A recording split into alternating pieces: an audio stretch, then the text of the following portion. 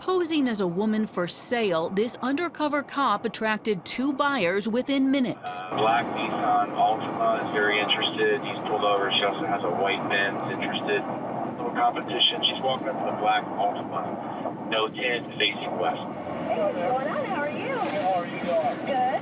What you doing? And for the next couple of hours, a steady stream of customers hoping to trade money for sex kept these 2 undercover officers very busy and led police to a series of arrests.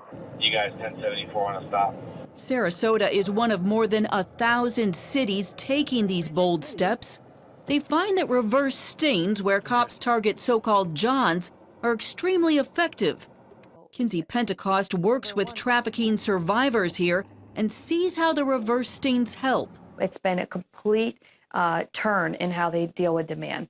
They used to let them go, let them be a little easy on them. Now, no way. They say this is not going to happen in our city. Research shows that going after customers can reduce prostitution by as much as 75%. One strong deterrent is hitting their wallet. In Florida, authorities multiplied the $500 penalty for soliciting a prostitute times 10. When the $5,000 fine came into effect, we saw a very large increase in actual trials. Another effective strategy, sending these Johns to school. A one-day class emphasizes direct consequences like STDs, as well as the suffering of trafficking victims. If you see a survivor of prostitution or trafficking come in and explain that, why they were doing it and how they were forced into it, it humanizes them so they're not an object just for sex. Like many communities, Sarasota doesn't stop with just fines and a class for those arrested. It impounds their cars. It publishes press releases with their pictures and even sends a letter home. Addressed to the car's owner, it states that someone in the car was interacting with a prostitute.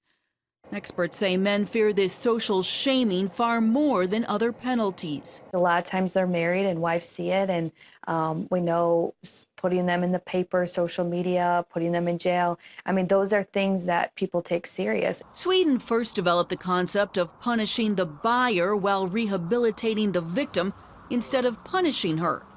Canada and France have adopted the model, and the U.S. is well on the way. Anti-trafficking leader Benjamin Nolo is a strong believer. How you define prostitution will determine your laws regarding it, okay? So Sweden goes, no, this isn't about girls choosing this and making money the easy way. This is a system of violence and exploitation. They come up with the right formula for legislation. It eradicates sex trafficking in their nation. The U.S. is learning more about those who buy sex. A joint effort between the National John Suppression Initiative and law enforcement has led to the arrest of more than 6,000 buyers in 6 years. More often than not, they're white, college-educated, married, and middle-aged. CBN News found out firsthand they can also be desperate to evade the law. One of the buyers pulled into this hotel to meet an undercover female officer. But as police moved in on him in the parking lot, he took off. All right over the curb. We watched as the buyer fled down the street. Later, police found his abandoned car in a nearby neighborhood. No sign of the suspect anywhere. At times, police here feel their work is just a drop in the proverbial bucket, as the demand for sex goes on 24/7. But if research and results are any indication, these tactics are helping reduce the horror of human trafficking in significant ways. Reporting in Sarasota, Florida, Heather Sells, CBN News. 1015, 1074.